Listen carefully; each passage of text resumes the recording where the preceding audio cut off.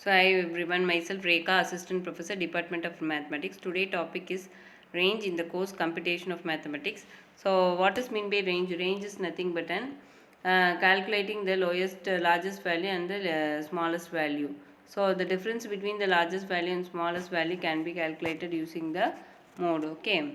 So first of all, we can say using the symbol L minus S. So L represent the largest value, whereas S represent the smallest value. So in the range, we can calculate it using the discrete series and as well as continuous series and as well as individual observation. So normally these conditions are applied for the measures of dispersion.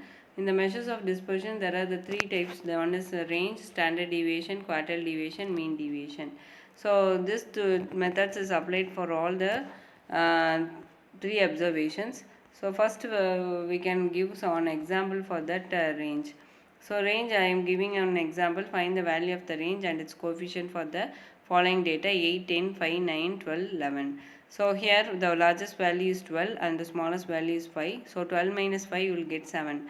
Then you can calculate the coefficient of range, that is L minus S by L plus S. So L is nothing but 12, 12 minus 5, 12 plus 5. So 7 by 17. So if you divide you will get some decimal value, that is also very necessary for calculating the range.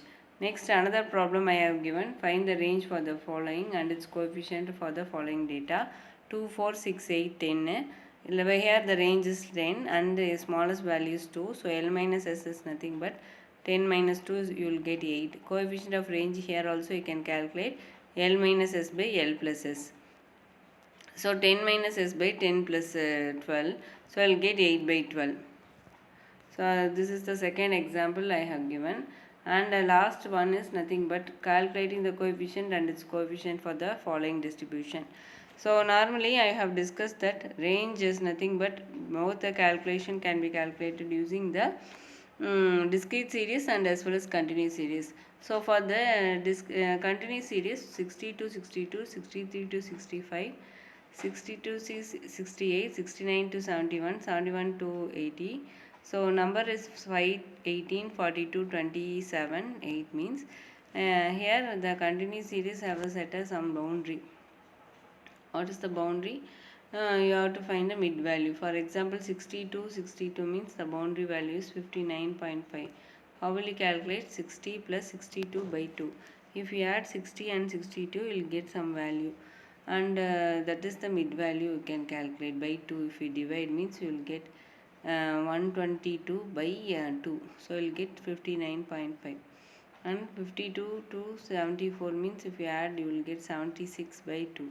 76 by 2 means 74.5. So this is the highest boundary level I have set up for this value, and here we have to calculate the range for this problem. So the range is nothing but L minus S. So L minus S is nothing but 74.5 minus 59.5 will get 15.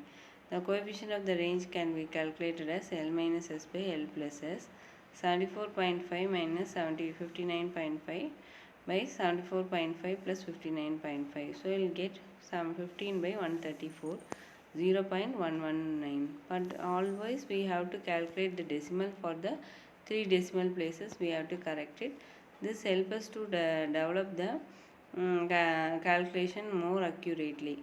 So and I have discussed in the previous class um, what is mean by mean deviation. So quartile deviation.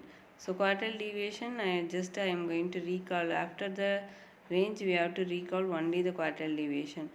So whereas if you want to calculate the median means n plus 1 by 2, but in the quartile deviation we have to calculate n plus 1 by 4. So n plus 1 by 4 help us to find the quarter value for all the values. Here also you have to find the cumulative frequency similar to the median. Same thing we are going to organize in the range also. So next we used to find what is the demerits in the range. For the only one it is very simple to understand and very easy to calculate and on time. But there is a lot of demerits behind the range. So it does not have a sampling stability and cannot be calculated for the open and class interval. and it is duly affected by the extreme item. It is based on the two extreme item. It does not consider the other item also. And very rarely we used to measure this its scope also we can use to measure. So these are the merits and demerits behind the range. Thank you students for watching this video.